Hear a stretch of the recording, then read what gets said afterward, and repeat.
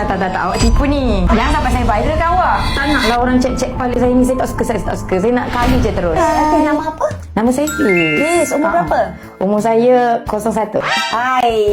Semua teka-teki tahu hari ni. So, datang hari ni nak buat apa? Kita nak buat colour rambut. Nak warna yang terang-terang sikit. Bagi menyelah. So, kita tahu dekat sini ada buat warna rambut. Harga RM59 kan? Betul kan? Betul. Harga RM59. Tapi sebelum tu nak tanya dulu. Scalp awak sekarang ni okey ke tak? Of course lah, okey. Okey, confirm? Confirm. Ada gatal-gatal ke? Belum umur ke tak ada? Tak ada. So far so good. Manangkan awak cakap okey, tapi saya still kena check dulu. Lulus semua, baru kita colour.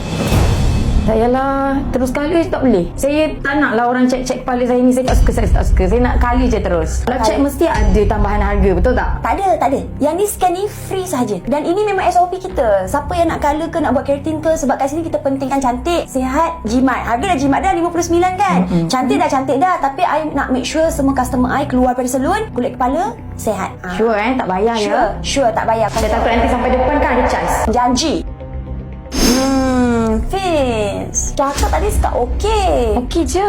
Kenapa? Bila kita scan, awak tengok ni. Ini keadaan sekat awak sekarang tau. Ya. So ni awak mungkin ada bekas jerawat ke, ada bekas luka kat Tak. Awak tipu ni. Jangan sampai saya viral kan awak? Viral lah okey juga. Saya suka je. Tapi kejap. So ni kawasan awak ni memang ada luka. Dia tengah radang, dia memang dekat folikel lah yang saya risau. Sebab dia memang efek dekat folikel. So kalau kita tak rawat, kita tak buat apa-apa, nanti dekat area folikel tu akan rosak tau. Hari ni memang you tak boleh buat colour. Habis bila lagi saya boleh buat ni? Sebab kalau kita continue bagi you buat, you akan rasa pedih, you akan rasa burn, you akan rasa sakit. Yang kita boleh saja hari ni, you buat scalp RF treatment. So treatment ni untuk legakan keradangan kat sini, nak bersihkan semua folikel, kusai kulit mati semua kita bersihkan dulu. Lagi 1 minggu baru you boleh buat colour. Kejap. Kalau kita buat treatment ni, kena tambah lah kan? Ya betul. Treatment ni untuk scalp RF treatment ni, sebab yang ni hanya untuk scalp kan. So harga dia kalau kat sini buat RM159. Boleh kita buat teruskan treatment ni? Okey, kita teruskan. Kalau you okey, baru I okey. Of course lah, okey. Okay, alright. So, kita start dulu treatment ni. So, first step, apa yang kita akan buat, kita akan pakaikan dia masker gel dulu dekat kulit kepala dia tau. So, yang ni masker gel kita ni, dia jenis yang gentle. Memang berangin sikit lah. Tapi, yang ni tujuan dia untuk kita lembutkan keruping-keruping, kelemumur, sel kulit mati yang degil-degil tu, supaya dia senang tertanggal nanti.